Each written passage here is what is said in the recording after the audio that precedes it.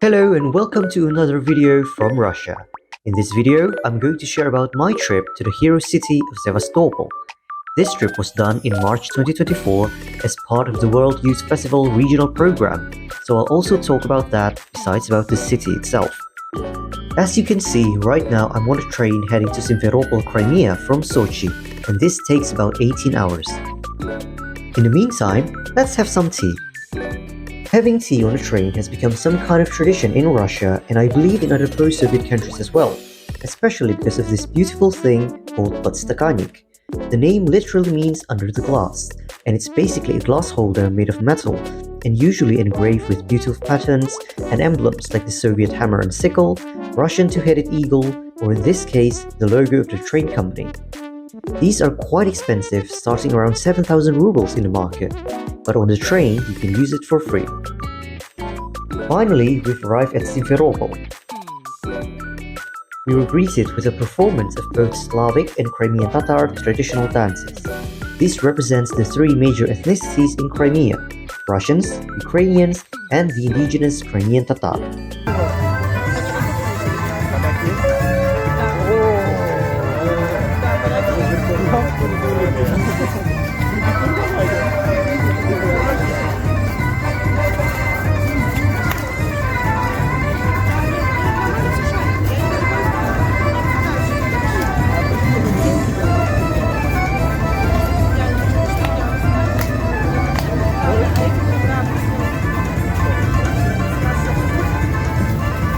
Wow, nice!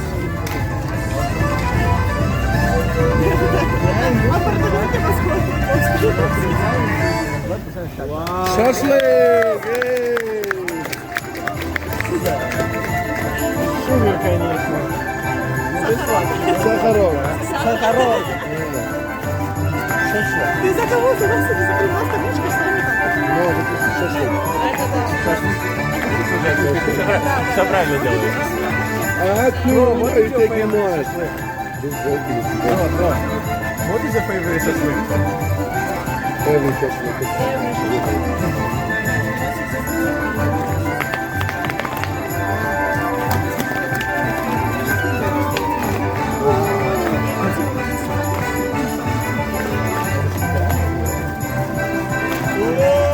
Oh, nice! Nice!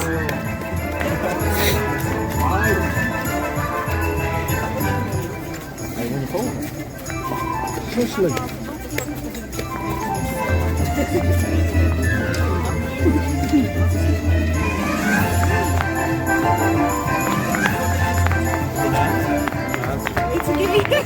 It's okay, Billy, it's alright.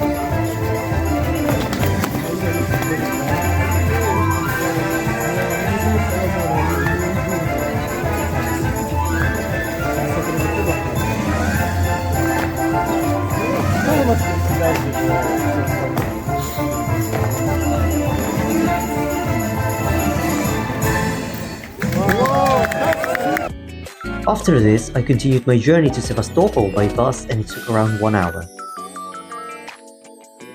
And this is the resort. By the way, let's check out the merch from the organizer. So right here we've got a cover vest with the writing Sevastopol, I love you in Russian, Sevastopol, я люблю тебя. Next we've got a tote bag and a sweater with the World Youth Festival logo on it. Next, this is I believe a raincoat. Also, we've got a pin with Cheburashka on it. Cheburashka is a popular character from Soviet cartoon and also the official mascot of the World Youth Festival.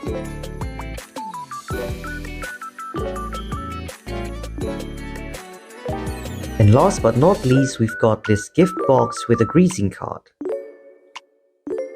Let's see what it says.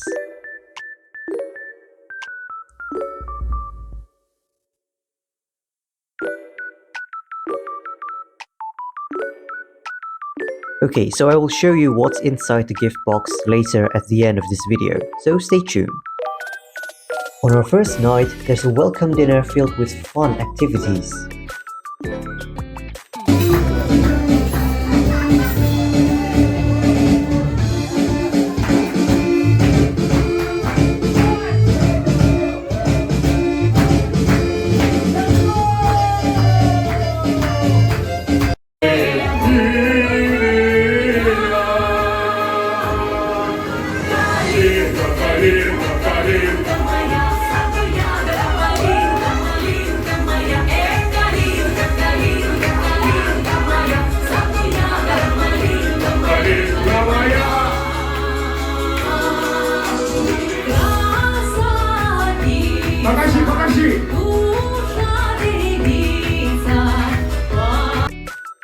Okay, enough with the dance and music for now, let's talk about the city. Sevastopol is the biggest city in Crimea. It was founded in 1783 by order of Empress Catherine the Great and has since been a major port city and naval base for Russia's Black Sea Fleet.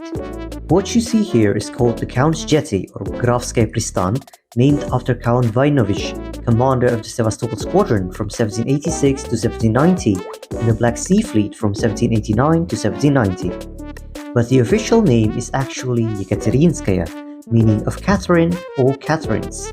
It was first built with wooden steps in 1783, then changed to stone to prepare for the Empress visit in 1787. And the main entrance gate itself was built later in 1846 as written there. Nearby, there's the monument to Admiral Nahimov, an important figure in the Crimean War, first built in 1898. Around the monument, there's reliefs depicting important episodes of his life. From 1932, the statue was replaced with a statue of Lenin, though the base remained. You can also see bullet holes on the base, a testimony of the defense of Sevastopol in the Great Patriotic War. The current statue itself was erected in 1959. Speaking of the Great Patriotic War, this monument is dedicated to the defense of Sevastopol from 1941 to 1942. The figure blocking the three bayonets symbolizes Sevastopol's defense against three attempts by the Nazis to capture it. Unfortunately, they succeeded on the third attempt, hence the third bayonet against his head. Under it, there are 26 granite slabs written with the names of heroes and units that fought in the defense of this city.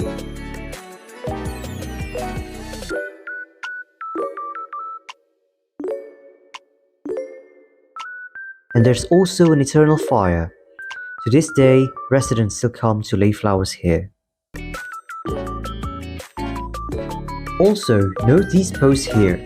These are usually for honor guards, but here Sevastopol school children would serve as the honor guards, teaching them the importance of honoring the memory of heroes and guarding the past. No wonder that President Putin called Sevastopol the Patriotic Capital of Russia. Next, we visited the very symbol of the city, the monument to scuttled ships. You can find this symbol on the city's coat of arms and flag. You can also see it on the 200 rubles banknote issued since 2017. During the Crimean War, the Imperial Russian Navy deliberately scuttled several of its ships in order to block the entrance to Sevastopol Bay, therefore protecting the city from enemy ships. This monument was erected in 1905, dedicated to the 50th anniversary of the first defense of Sevastopol during the Crimean War. As you can probably see by now, Sevastopol has a long history with the Russian Navy, and therefore, in its official anthem, Legendary Sevastopol, it's called the Pride of Russian Sailors. Nearby, there's also the Institute of Marine Biology and Aquarium, the famous Sevastopol Academic Russian Drama Theatre named A. Luchanarsky,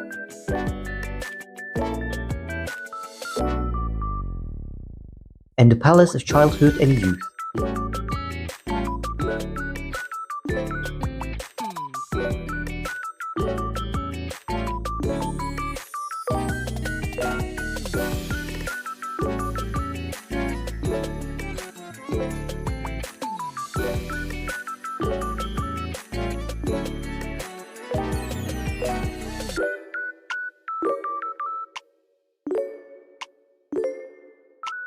Continuing on the patriotic history of this city, next we visited the 35th Battery Museum.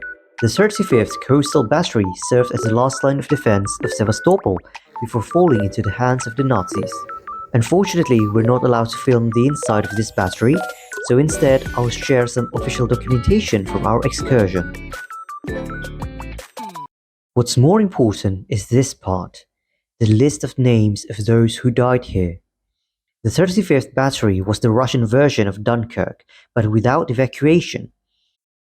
Hundreds of sailors, soldiers and partisans either fought here to the death or were captured and executed by the Nazis because they couldn't take prisoners. The highlight of this tour was meeting with Mr. Mikhail Stepanovich Latocha, a veteran of the Great Patriotic War. He's a native of Bryansk Oblast who joined the partisans in Belarus at just 17 years old after escaping from a train carrying him to a concentration camp. After Belarus was liberated from the Nazis, he joined the Red Army and continued to fight as far as Poland, where he was wounded in the leg. He later celebrated the Victory Day of 1945 in Gorlovka, Donetsk, and lived there until 2014 in a house that he built himself. He decided to move to Sevastopol to his daughter after shrapnel from Ukrainian artillery shells fell on his house. He was 98 years old in this video and just celebrated his 100th birthday in 2025. He is now the chairman of the Sevastopol Council of Veterans, Partisans and Underground Fighters. In our meeting, Mr. Latocha expressed his joy in seeing many youths from around the world interested in the history of Sevastopol and the Great Patriotic War. He emphasized the importance of preserving history and ensuring generational continuity, especially in these times when history seems to be repeating itself. At the end of our tour, we also laid flowers to honor the heroes of Sevastopol. We continued our trip to Sapun Gora, or Mount Sapun. At first, it seems like an ordinary open-air military museum with all the military equipments on display here.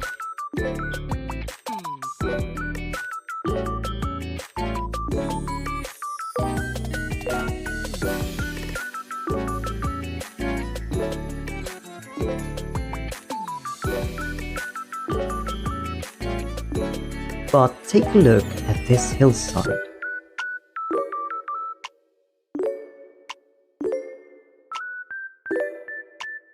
Now it's peaceful and quiet with a scenic view, but upon closer inspection you'll see the remnants of the war.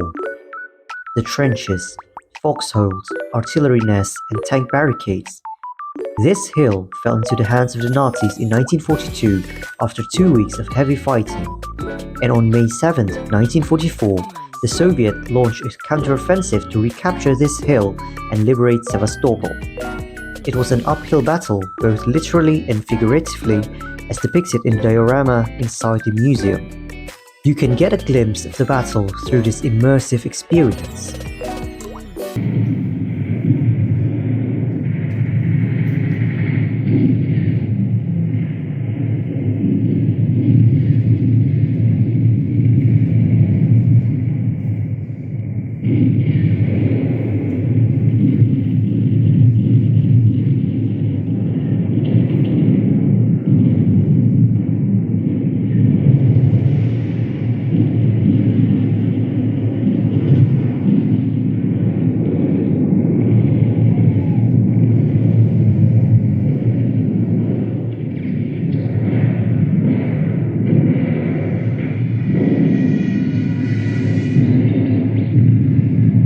The May 7th attack was successful, and 2 days later, on May 9th, 1944, Sevastopol was fully liberated.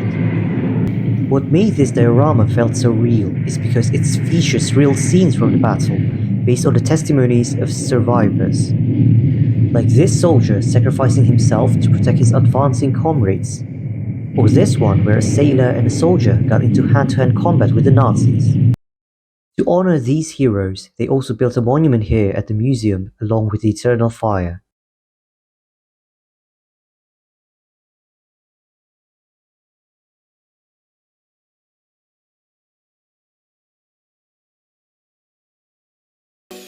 Okay, let's take a break from war and history and switch to something more fun. We celebrated Maslenitsa, which is Russian Spring Festival, together with the students of Sevastopol State University. Per Russian tradition, we were welcomed with bread and salt. Since it's Maslenitsa, of course I tried blini, or Russian pancakes served with sour cream. I also tried blinchik, which is rolled pancake with fillings, usually meat or potato. In the meantime, we're accompanied by traditional Russian music.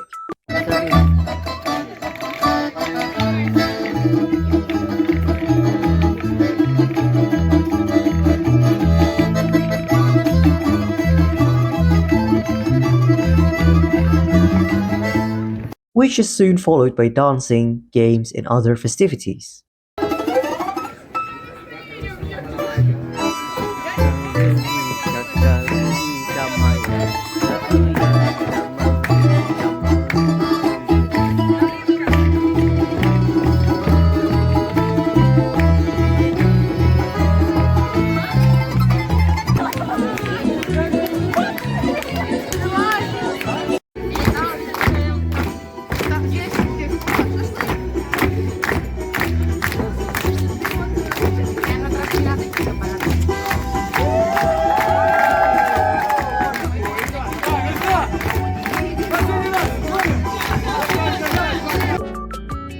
From the university, we continue to visit the Sevastopol Children Art School. As the name suggests, this school, funded by the Cultural Department of the Government of Sevastopol, focuses on fostering artistic talents in children. The halls are adorned with replicas of famous Russian paintings. They also have a library here with books on different topics, not just art.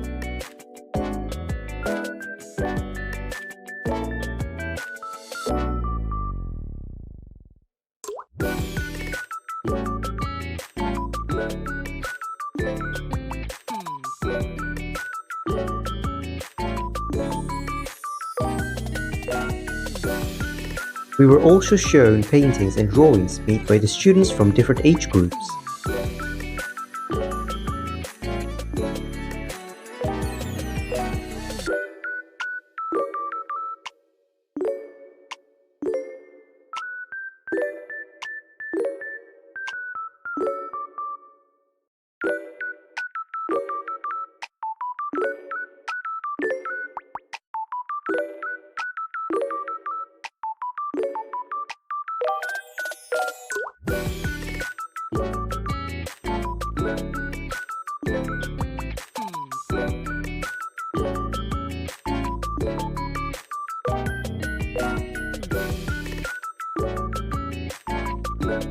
Of course, they also have an auditorium for performances.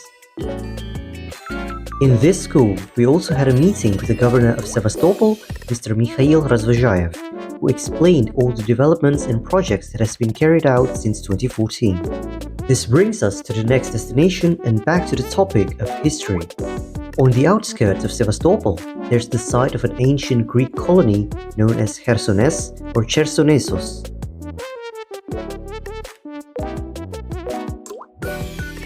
Now it is mostly in ruins but remains as an important archaeological site. You can see remnants of the walls, barracks,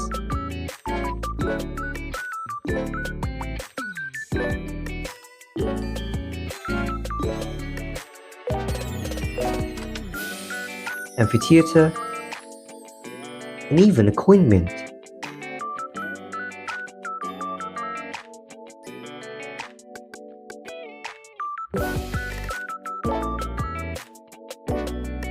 It is also featured on the reverse side of the 200 ruble banknote we talked about earlier.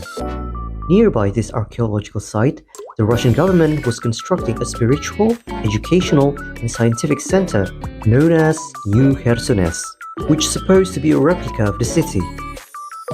It was finally completed in July 2024, and here's what it looks like now.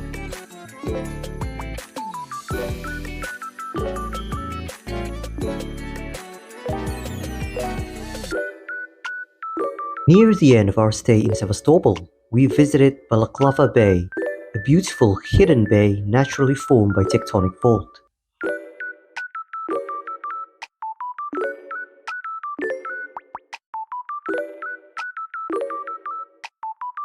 And with a little hike, you can see the Black Sea. This is definitely one of the most memorable places I visited in Sevastopol.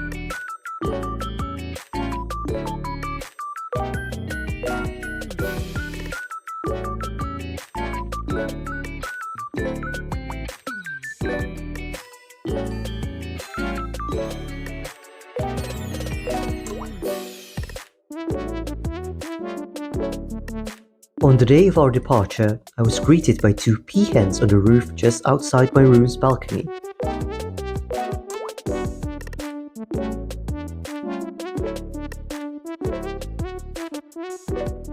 Then I proceed to have an interview with NTS TV channel about my experience here.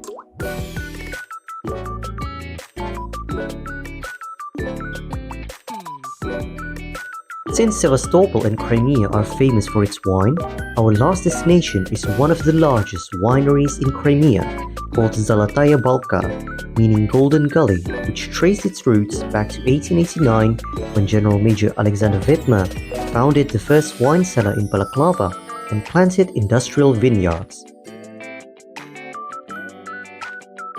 Of course, we had a wine tasting session.